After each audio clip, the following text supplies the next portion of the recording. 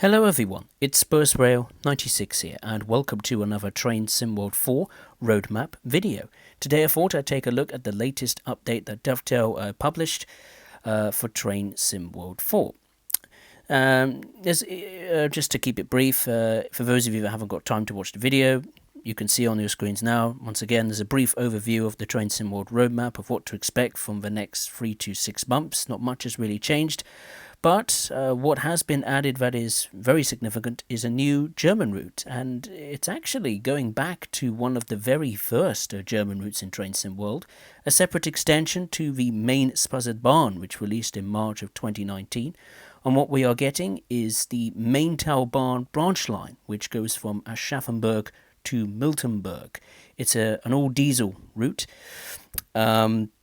And what Dovetail claim is that this is a very beautiful, charming route which runs alongside the main river, the River Rhine, I believe. What's interesting as well is that not only does this have a few stations, it also includes the Aschaffenburg dockyard, which already has been featured in Train Sim World, main Bahn.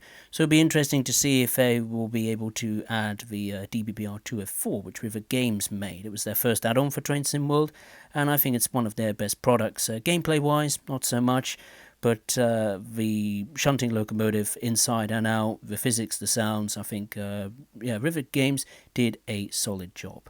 Now, as far as rolling stock for the main Bahn, the star of the show will be the new and sleek DBBR 642 diesel multiple unit, and I'm actually quite glad this is in the game. It's about time we have a different variation of modern diesel multiple unit. You know, we've got the what's it called? The 612, is it, for main, what's the route called? The Taranto ramp, and of course you've got the 628, which will actually, the red version of, I should say, of the 628 will be layered in to the route's timetable. That is if you own needed Bahn. For freight duties, you will be able to use the DBBR 363 for local freight duties. As far as any other details, Dovetail has released information that concerns the price, and it's cheaper than normal, which is nice. It will be priced at £24.99, $29.99, and €29.99. And judging from the screenshots, there's not much to judge on it. It looks okay. We'll have to see what it is in the flesh. As far as an update to the Just Trains 1980s BR Blue route in the UK, Preston to Blackpool and Ormskirk, they have pumped out some screenshots of some of the, let's say, iconic landmarks of the route. This includes Blackpool Tower, Blackpool Pleasure Beach, Ainscough Mill, Ribble Viaduct, St Walbridge's Church, Warbeck Water Tower.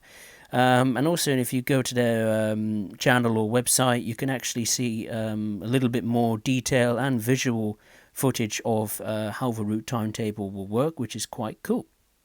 As far as improvements to routes of the past or present, Dovetail has put out a patch today, I believe, which concerns issues with Bremen-Oldenburg red lights, passengers not being visible on the Peak Forest Railway, Link Line Stricker and Leuzen to Circeau, Xbox Creators Club access problems, increasing the brake hiss from the Rotem cab cars, that's on the Antelope Valley line, and the Azuma coaches will now be connected by electrical wiring.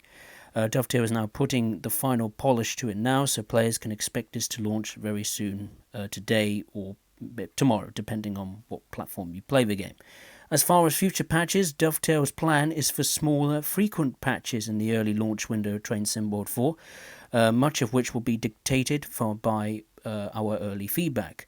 From the current list, which I'll read in a minute, some of these areas were Dovetail were looking to include, but by no means limited to haptic feedback being too strong, missing collectibles on the S-Bahn Vorarlberg, scoring in general in the game, imported liveries from Train Sim World 3, the navigation of the cameras, free roam crashes, and Zoomer AWS and motor sounds.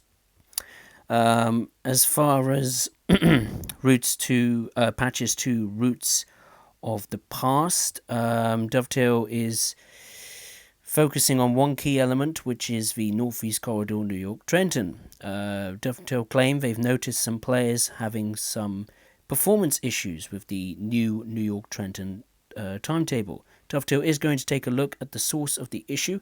Their initial investigations at this stage are reviewing the passenger density, signaling computation, and the bi-level cars. However, at this stage, Dovetail is unable to provide any information or evidence at this stage. Any improvements made will be backported to the TrainSim World Free version of the new timetable whenever the hell that releases. I have a bit of a quarrel about this. People have been waiting months for this kind of new timetable. You pump it out, and it's on some platforms a pretty terrible state. And it goes back to a question I've raised on one of my streams, or many streams I've done. Testing. Who tests this stuff? Does it even get tested at all? I know Dovetail have recently been on a recruiting spree of, 200-300 beta testers.